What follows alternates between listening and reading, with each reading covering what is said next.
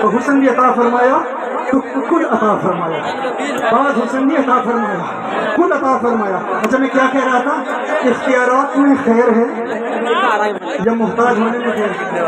مختار ہونے میں خیر، محتاجی میں کیا خیر ہے؟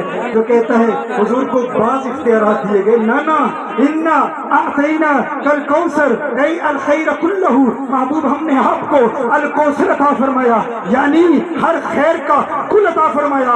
جب ہر عقل مند شخص یہ مانتا ہے کہ اختیارات میں خیر ہے، مختار ہونے میں خیر ہے، تو ماننا پڑے گا میرے آقا مختار کل بھی ہیں، میرے آقا کو اللہ نے تمام اختیارات عطا فرمائے۔ کیسے کیسے اختیارات فرمائے؟ وہ انگلی اٹھاتے ہیں تو چاند کے ٹکڑے ہو جاتا ہے، وہ ہاتھ اٹھاتے ہیں تو ڈوبا سورج افق پہ پھر بلند ہو جاتا ہے۔ میرے آقا کی اطاعت یہ چاند بھی کرتا ہے، یہ ستارے بھی کرتے ہیں، یہ سورج بھی کرتا ہے۔ میرے آقا کے اختیارات کا عالم یہ ہے، وہ چلتے ہیں تو دریاؤں کو روانی مل جاتی ہے، وہ ٹھہرتے ہیں تو پہاڑوں کو ٹھہراؤ مل جاتا ہے، انہیں غصہ آئے تو یہ آسمان سرخ ہو جائے، وہ مسکرائیں تو کلیوں کو مسکرانا آ جائے۔ مجھے کہنے دیجئے آمنہ کا لال آنکھیں بند کرے تو رات کو اندھیرا مل جائے، محمد عربی آنکھیں کھولے تو صبح کو سویرا۔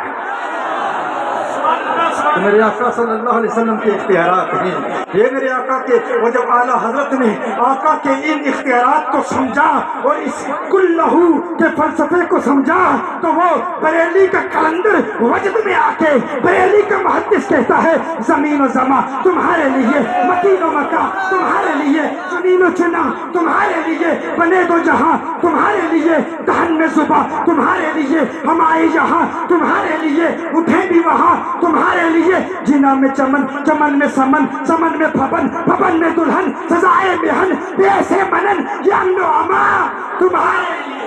نعرہ تکبیر، نعرہ رسالت، عشق محبت، عشق محبت۔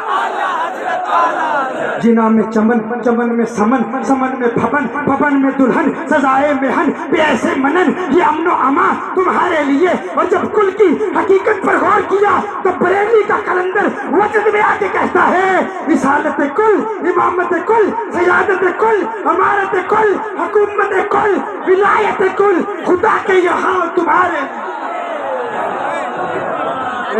الخیر کلہ، اے الخیر کلہ۔ جو چڑھا تو کہتا ہے یہ فقط اشعار ہیں، شعر ہیں، میرے اعلیٰ حضرت کی ہر بات قرآن و سنت کی آیات پر مبنی ہے۔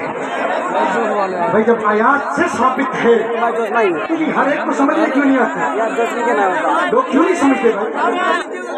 ہر ایک کو سمجھ میں آ جانی چاہیے۔ ہم بھی قرآن پیش کرتے ہیں، آیات قرآن میں پیش کرتے ہیں، شان مصطفیٰ صلی اللہ علیہ وسلم کو بیان کرتے ہیں، حضور کی تعلیمات کی روشنی میں تشریح کرتے ہیں، احادیث مصطفیٰ صلی اللہ علیہ وسلم کی روشنی میں اسلاف کے اجماعی عقائد کو بیان کرتے ہیں، سلف الصالحین کے نظریات کو پیش کرتے ہیں۔ کیا یہاں قرآن نہیں پڑھا جاتا؟ کیا یہاں احادیث مصطفیٰ صلی اللہ علیہ وسلم بیان نہیں کی جاتی؟ کیا یہاں اس منہج پر اہل سنت کے اسٹیجوں پر تزکیہ نفس کے روحانی مراحل طے کرنے کا طریقہ نہیں سکھایا جاتا؟ گناہوں سے بچنے کا پریکٹیکل میتھڈ نہیں سکھایا جاتا؟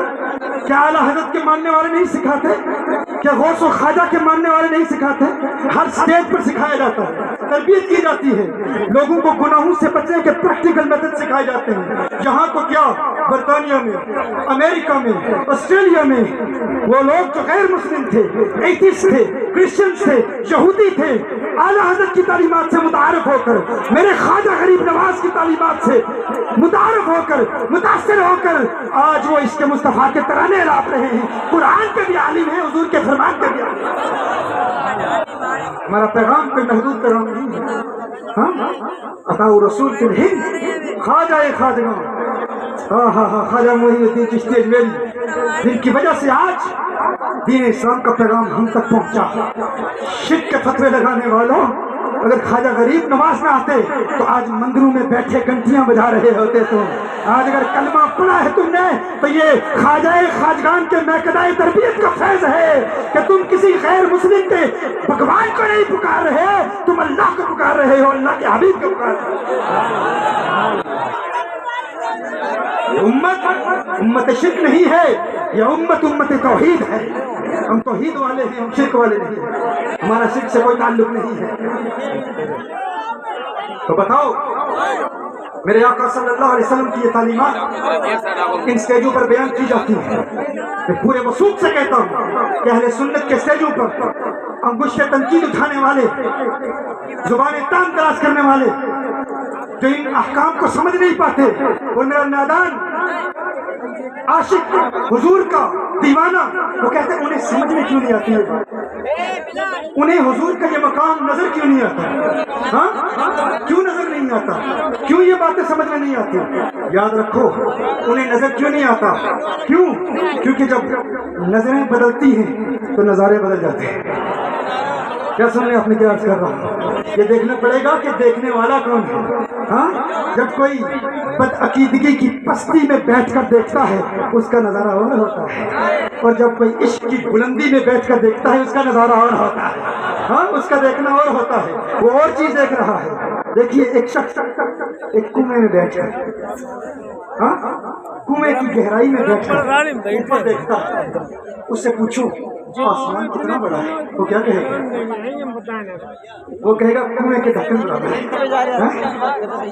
اس سے پوچھو آسمان کتنا بڑا ہے، وہ کہے گا اتنا کنویں کا ڈھکن ہے، اتنا آسمان، کیونکہ وہ پستی میں بیٹھ کر آسمان کو دیکھ رہا ہے۔ لیکن اس کنویں کے اوپر بیٹھ کر کوئی آسمان کو دیکھے گا اس کا نظارہ ہو، کیونکہ نظریں بدلتی ہیں تو نظارے بدل جاتے ہیں۔ وہ کہے گا ہر طرف آسمان۔ جو نیچے بیٹھا کہتا ہے یار میں بھی دو آنکھیں رکھتا ہوں، تو بھی دو آنکھیں رکھتا ہے، تو بھی اسی آسمان کو دیکھ رہا ہے، میں بھی اسی آسمان کو دیکھ رہا ہوں، مجھے تو کنویں کے ڈھکن برابر نظر آ رہا ہے، وہ عقل کا ڈھکن۔ ہاں وہ اپنے آپ کو نہیں دیکھتا، یہ منہ اور مسور کی دال، اپنی حقیقت دیکھ، اپنی ریالٹی دیکھ، اپنا بیٹھنا دیکھ، اپنی جگہ دیکھ، اپنی حیثیت دیکھ، اپنا مقام دیکھ، تو کیا ہے؟ مقابلہ اس سے کر رہا ہے جو کنویں کی بلندی پر بیٹھا ہے۔ تو کیا دیکھے گا جس نے قرآن کا علم نہیں پڑھا، حضور کی حدیث کا علم نہیں پڑھا، صوفیاء کے مقناعی تربیت سے محروم رہا، اسے کیا نظر آئے گا؟ لیکن جو خواجہ کی بارگاہ میں جاتا ہے، جو غوث اعظم کی بارگاہ میں جاتا ہے، جو داتا علی حجویری کے مقناعی تربیت کا فیض یافتہ ہے، جو نظام الدین اولیاء کے مقدے سے عشق کی شراب پیتا ہے، اسے پھر سب کچھ نظر آ جاتا ہے، کیونکہ اس میں اسے اللہ نے بلندی عطا فرمائی ہے اولیاء کے قدموں کے صدقے۔ جھکتا ہے، جھکنا پڑتا ہے، جھکنا پڑتا ہے اولیاء کے قدموں میں۔ کیوں؟ کچھ قریب آ کر بھی دور رہتے ہیں، کچھ قریب آ کر بھی، کیونکہ انانیت ہے، نفس ہے۔ میں کہتا ہوں اگر اپنے مرشد کے قریب آئے ہو نا تو پھر دلوں کو دلوں سے ملانا پڑتا ہے۔ ہاں دلوں کو دلوں سے ملانا پڑتا ہے۔ کیوں؟ دل ملانا ضروری ہے، دل ملانا ضروری ہے۔ دل ملے گا تو بات بنے گی، نہ کوئی دل ملاتا ہے، نہ کوئی دل سے ملتا ہے، نہ کوئی دل ملاتا ہے، نہ کوئی دل سے ملتا ہے۔ کسی نے سچ کہا ہے دل بڑی مشکل سے، موٹے موٹے پیٹ راستے میں آ جاتے ہیں، ہاں لالچ آ جاتا ہے راستے میں، سینے کو سینے سے ملنے نہیں دیتا، پیٹ آ جاتے ہیں راستے میں، لالچ آ جاتا ہے، دولت آ جاتی ہے۔